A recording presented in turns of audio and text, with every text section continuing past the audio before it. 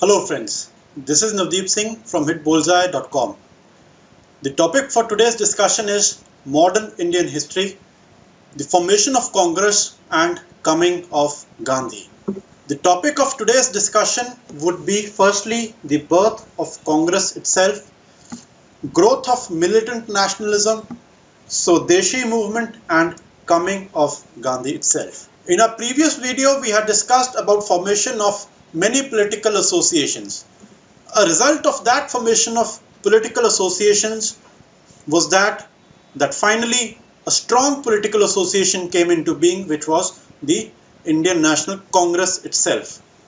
Talking a bit about the background of the Congress, firstly, two sessions of Indian National Conference were held in 1883 and 1885, which had representatives drawn from major towns of India. The most important protagonists of Indian National Conference were Surendranath Banerjee and Anand Mohan Bose. After the sessions of Indian National Conference, the first session of Indian National Congress was held in 1885, in which 72 delegates took part and was presided over by W.C. Banerjee.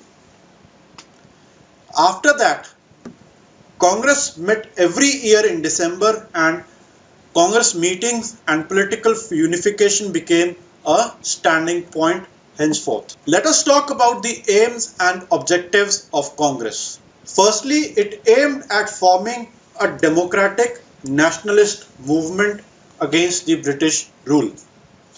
Secondly, it talked about politicizing and educating the people or educating the masses about the situation of the country. Next, it held upon itself to promote friendly relations among other national political workers from different parts of the country. So it led to the formation of, or it led to political unification in the country. It also helped in developing and propagating an anti-colonial nationalist ideology. It also took upon itself to formulate and present political demands before the government with a view to unify the people over a common economic and political program. It also took upon itself again to develop and consolidate a feeling of national unity, irrespective of religion, caste or province. And lastly, to nurture Indian nationhood. After the birth of Congress took place, the Congress did many actions against the government, which led to its contributions in the field, firstly of economic critique of British imperialism. Dadabhai Naoroji had written a book which told about the drain theory. The drain theory propagated that the Britishers or the British policies were very detrimental to the Indian economy by the means that they were taking away all the raw materials and they were importing all the finished products, and also they had put various export duties which obviously were not conducive to the Indian export industry as well. Secondly, it also contributed about development of a constitutional reform mechanism or constitutionalism itself. It also talked about defense of civil rights like freedom to speech, freedom of life, dignified life and all. And as we've already discussed, that Congress took upon itself to politically unify the country. So this was again a very big contribution of the Congress. It also introduced masses to the democratic principles.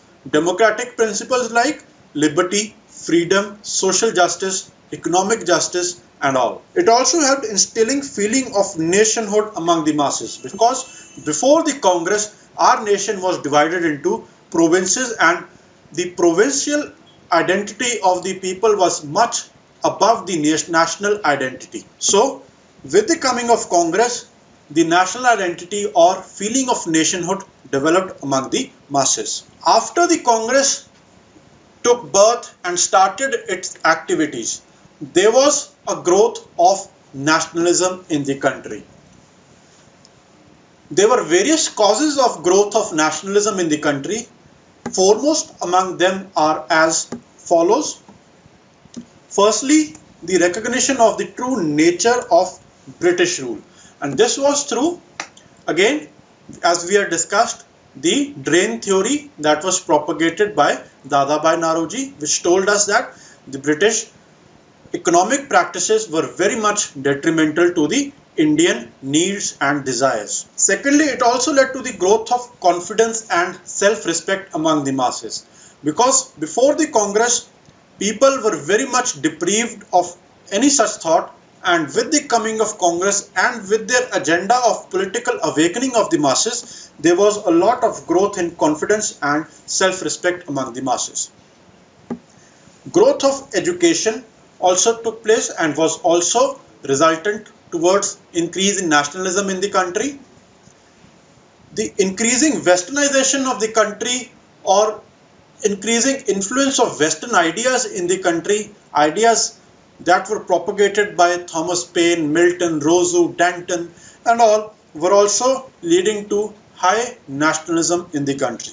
Certain policies which were reactionary in nature were also passed by the British rule, and specifically by Viceroy Lord Curzon, which also led to the increase in nationalism in the masses. This increase in nationalism, along with various other reasons, led to starting of movements. In our independence history, we come across various movements. The first and foremost among them is the Swadeshi Movement. What had happened in 1905 was that the British government, or the British Raj, took a policy decision to divide Bengal amongst the Hindu population, or the Bengali speaking population, and the Muslim population, or the Urdu speaking population. The official reason for that was that Bengal, with a population of 78 million at that time, was too big to govern and too big to administer. So, to bring about a better kind of administration in the country, the British desire to weaken Bengal, because Bengal was also the nerve center of Indian nationalism. All kinds of nationalism that took place in the country was centered around Bengal. This is evident of the fact that majority of the political associations that we had discussed in our previous video were emanating from Bengal itself. It was also the British desire to woo the Muslims towards establishing, or rather restoring, their past glory. Because Curzon and as well as the British Empire always would follow the policy of divide and rule.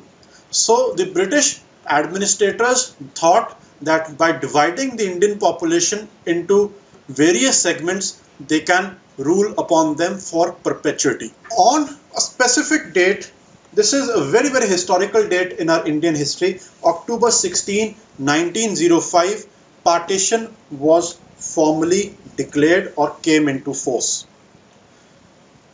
When it was declared, the reaction of the Indian masses was very instant.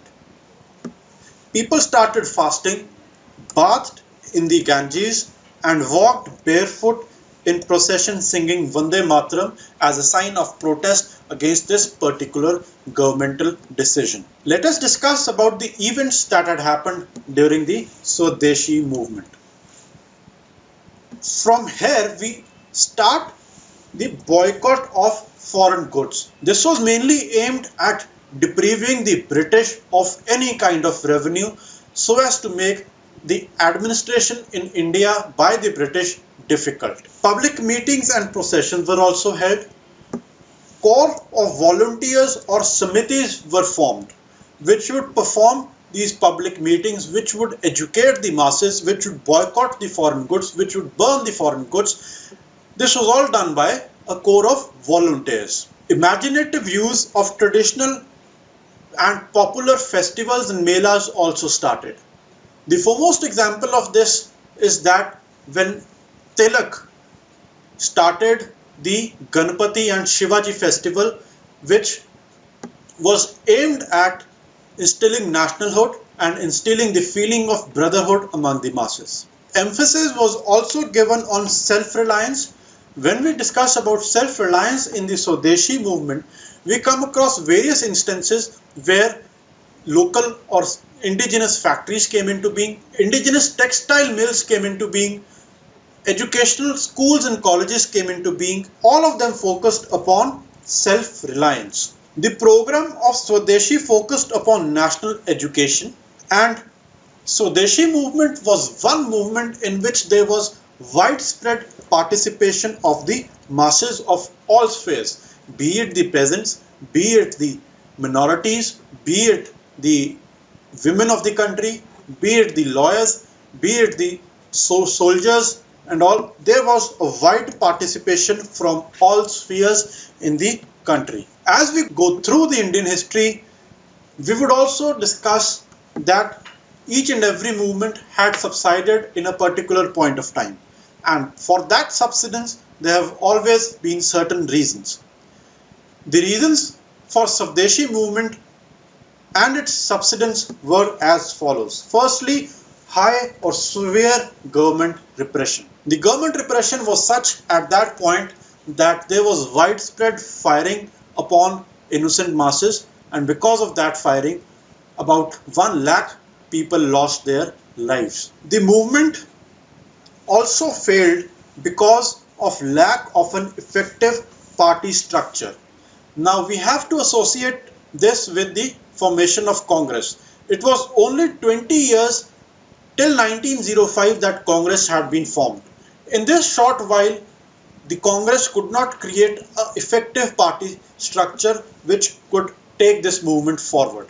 And this movement was also rendered leaderless and without any kind of leader, because most of them were arrested or deported by 1908. And other leaders such as Aurobindo Ghosh and Bipin Chandra Pal retired from active politics because of severe government repression, as we had already discussed. Another major reason for subsidence of Swadeshi movement was internal squabbles, namely the Surat split. Now, what this Surat split was? It was a split in the Congress ranks among the two schools of thought, namely the moderates and the extremists.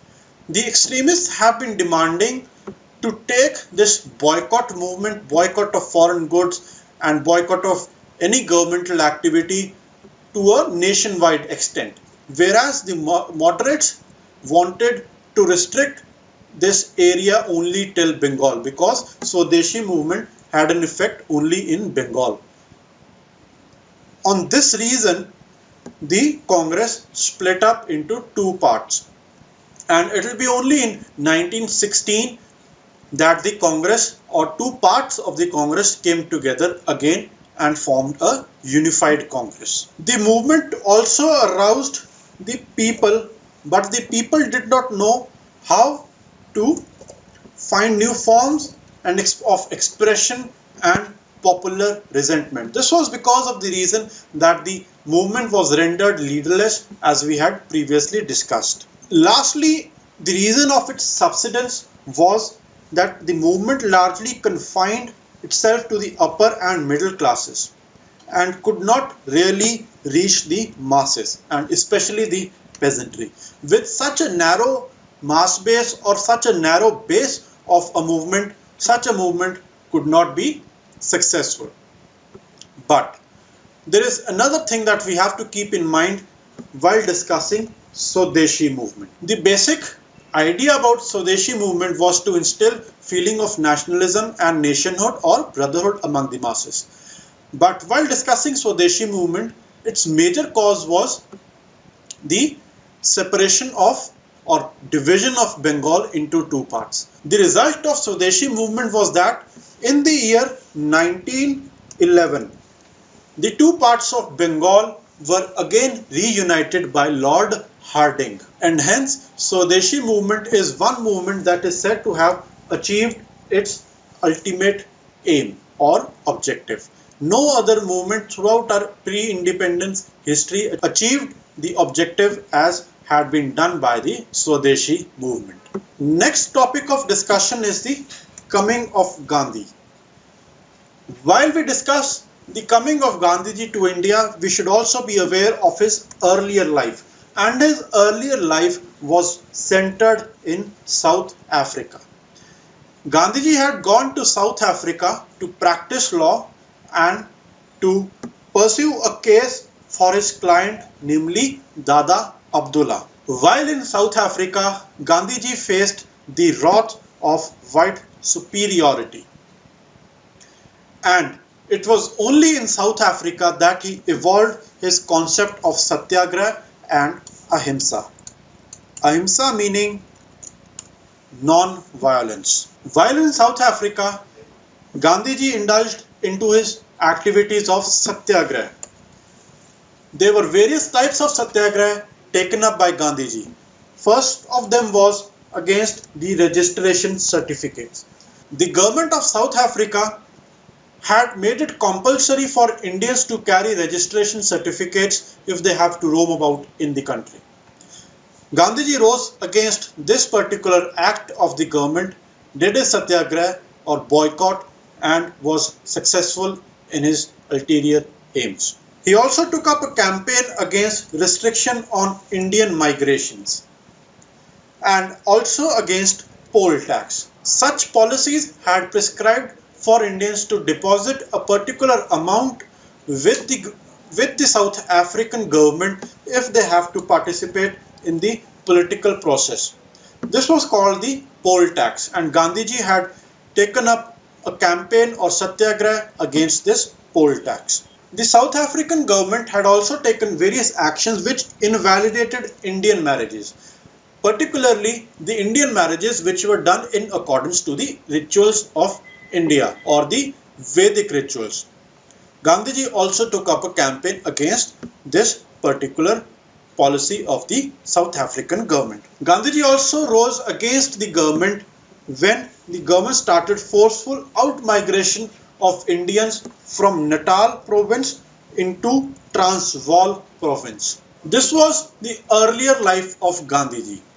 Now coming to what Gandhiji did in India. Gandhiji came into India in the year 1915, but he did not start his freedom or satyagraha movements immediately after coming into India.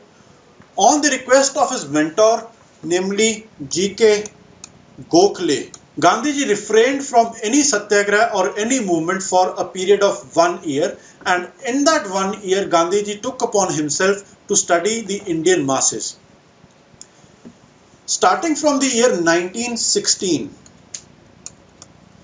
he took up 3 movements or 3 satyagrahas, namely the Champaran Satyagraha, the Ahmedabad Satyagraha, and lastly the Kheda Satyagraha. In the Champaran Satyagraha, Gandhiji fought against the European planters who had taken up the Tin Khatiya system.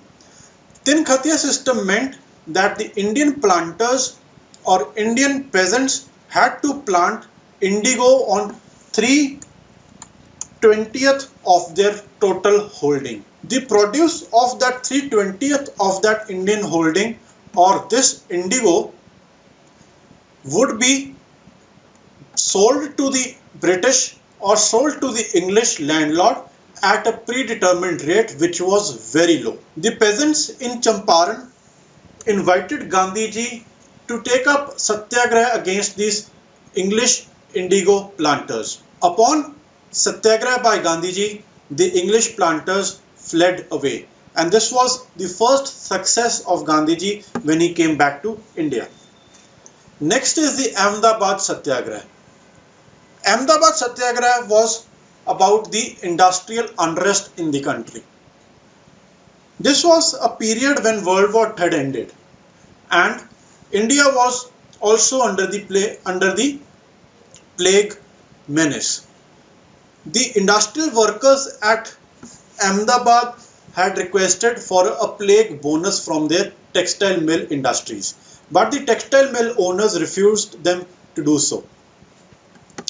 They invited Gandhiji to come to Ahmedabad and perform satyagraha or boycott of the industry or textile mill. Gandhiji requested the peasants to demand about a 35% rise in their wages, and while negotiating with the peasants and with the textile mill owners, 20% rise in wages was granted to the textile mill workers. So this was again a success for Gandhiji. The last satyagraha was that of Kheda Satyagraha. In the Kheda Satyagraha, the issue was that of remission of taxes upon the peasants.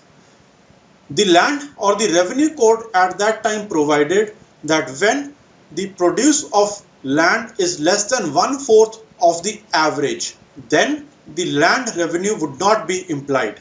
But the Britishers or the British government still implied the land revenue on the peasants. Those peasants invited Gandhiji to perform satyagraha in their movement, in their lands, and Gandhiji took up their cause and also was again successful in Kheda again. This was the earlier movements of Gandhiji in the country. We are all aware of Gandhiji's contribution to the Indian freedom struggle, which we'll discuss in our later videos. In this video, we had discussed about earlier life of Gandhiji, the Swadeshi movement, and the formation or birth of Congress itself. Thank you.